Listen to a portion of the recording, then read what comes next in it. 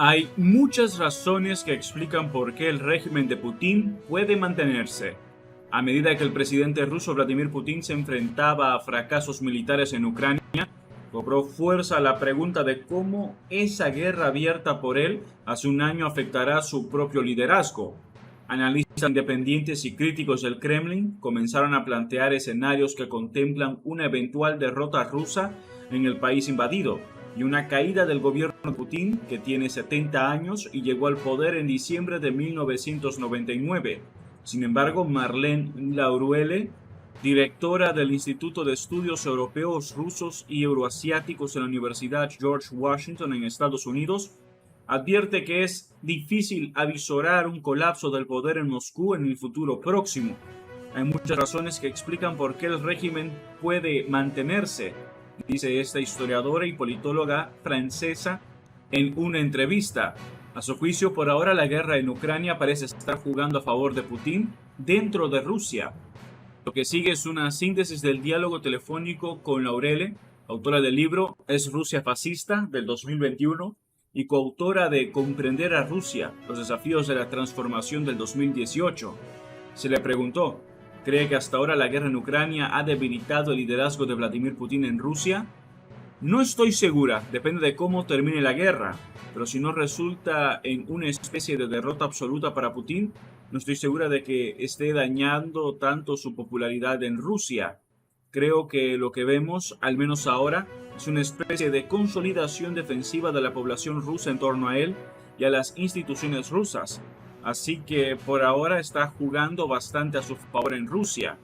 Por supuesto que si la guerra se prolonga durante mucho tiempo y los temas económicos cobran relevancia, si cada vez muere más gente y si el final es una derrota, entonces habrá una especie de efecto retroactivo de la guerra sobre su liderazgo. Hasta ahora ha logrado mantener bastante bien su legitimidad en Rusia. Se le preguntó: ¿no ve señales de una creciente oposición a la guerra en Rusia que pueda desafiar el status quo o la autoridad del Kremlin? No, muchos de los que se oponen abiertamente a la guerra se han marchado. Que hayan emigrado cientos de miles de rusos es una red de seguridad para el régimen. Algunas personas descontentas con la guerra se quedaron, pero no pueden hablar públicamente y no cuentan con un amplio apoyo. Y lo que vemos en las encuestas es un apoyo decreciente incluso para Navalny, el líder opositor ruso que ha sido encarcelado en su país. Por supuesto que hay quejas locales y gente descontenta con la guerra, pero no creo que esto desafíe el status quo hasta ahora. Se le preguntó: el ex campeón de ajedrez Garry Kasparov y el ex magnate Mikhail Jodorkovsky, dos rusos críticos del Kremlin, afirmaban en un reciente artículo en la revista Foreign Affairs que si Occidente se mantiene firme, el régimen de Putin probablemente se derrumbará en un futuro próximo. ¿Coincide con esta opinión? No estoy de acuerdo. Ambos son figuras de la oposición. También es su trabajo decir eso. No creo que tengamos buenos datos como para demostrar sociológicamente que el régimen se derrumbaría. Puede ser cuestionado. Hay luchas intraélite, pero el régimen ha estado gestionando las sanciones bastante bien. Así que el daño económico a Rusia empeorará, pero de momento no es demasiado radical. No hay deserción de la élite. Todos los servicios de seguridad son leales a Putin. Así que no veo cómo podría colapsar el régimen en un futuro próximo.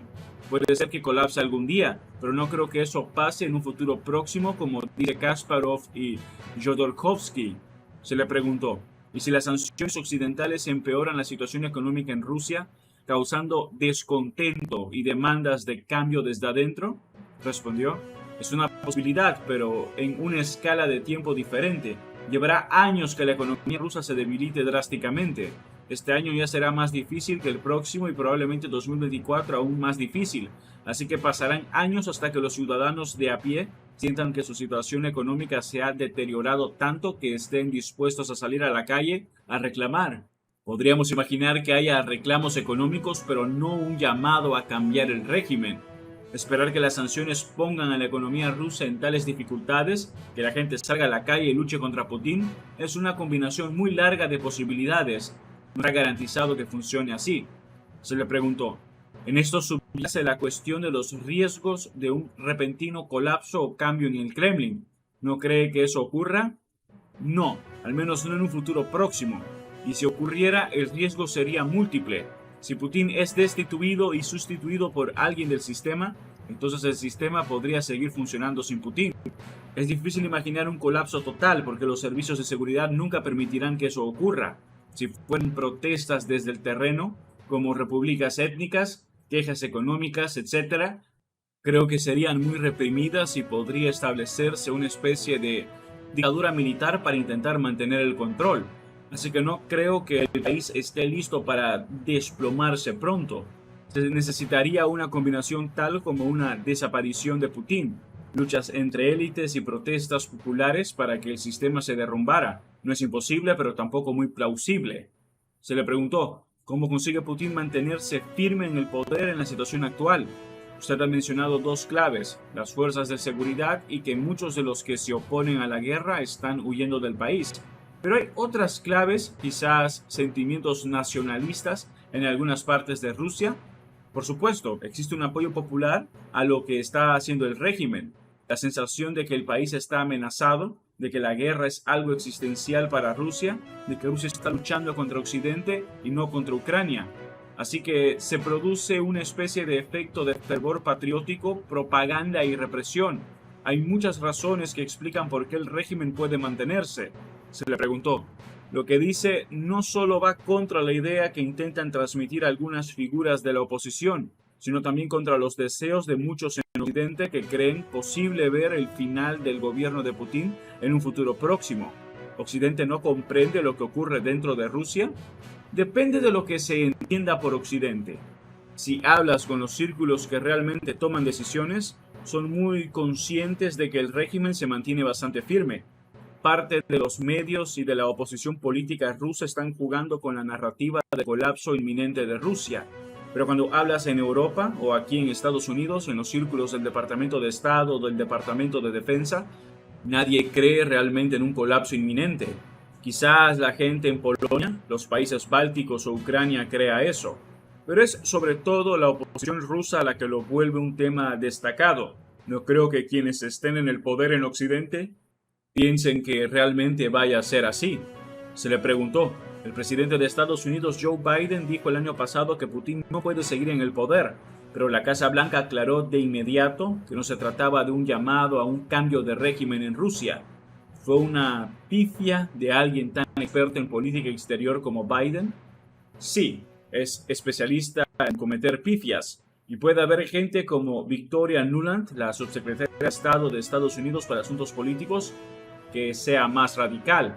Pero cuando hablas con personas que no están bajo los focos de los medios en el Departamento de Estado y el Departamento de Defensa, si bien a muchos de ellos les gustaría ver el colapso del régimen, no es su prioridad en términos de política exterior y no creen tener las herramientas para lograr que eso ocurra. Apoyan a la oposición rusa, a quienes intentan que eso suceda, pero no es el centro de sus decisiones.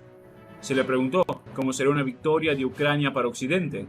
Eso también depende a quién nos referimos en Occidente. Para Ucrania la victoria oficialmente será recuperar todo su territorio, incluida Crimea. Muchos en Occidente son más realistas y piensan que el simple hecho de expulsar a Rusia de Ucrania sin tener en cuenta Crimea ya sería una gran victoria. También hay diferencias entre Polonia, los países bálticos y algunos centroeuropeos que esperan que Ucrania pueda recuperar Crimea, y gente en Francia, Alemania o Estados Unidos que es mucho más moderada y considera que recuperar Crimea será casi imposible. Así que cada uno ve la victoria de diferente modo. Claro que dependerá de cómo evolucione el campo de batalla esta primavera y verano y de si Ucrania puede recuperar más territorios.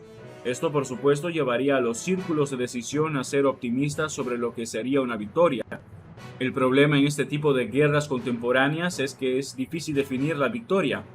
Una victoria completa en la que un bando lo recupera todo y el otro lo pierde todo rara vez ocurre. Desde la Segunda Guerra Mundial no hay guerras que acaben así. Así que podría parecerse mucho más a una línea congelada de alto el fuego durante largo tiempo sin que se vislumbre realmente una victoria. Se le preguntó, ¿y cómo sería un final de guerra aceptable para Rusia? Dependerá del terreno de batalla. Hasta ahora lo que quieren es que se reconozcan la anexión de Crimea y los territorios que se anexaron a fines de septiembre. Por supuesto que si estuvieran perdiendo más terreno y se vieran en dificultades, limitarían sus reclamos tal vez a que Crimea fuera reconocida como parte de Rusia. Pero Rusia envía señales contradictorias y es difícil saber lo que quieren.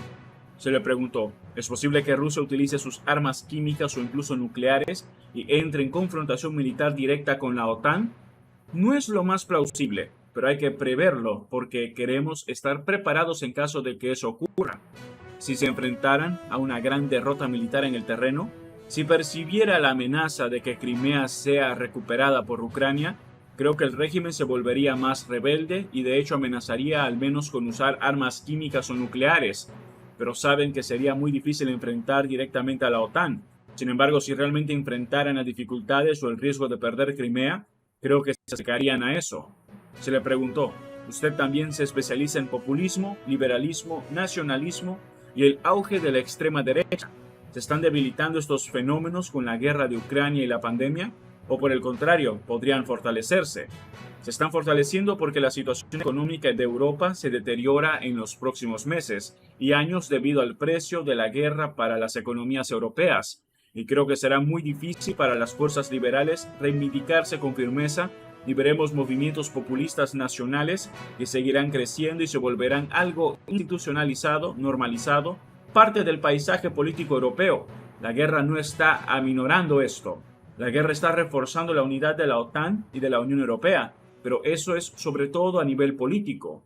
En términos de lo que piensa el ciudadano europeo medio, el precio económico de la guerra será tan caro que impulsará el crecimiento de líderes populistas. Eso es todo por ahora. No olviden comentar y suscribirse. Hasta el próximo video.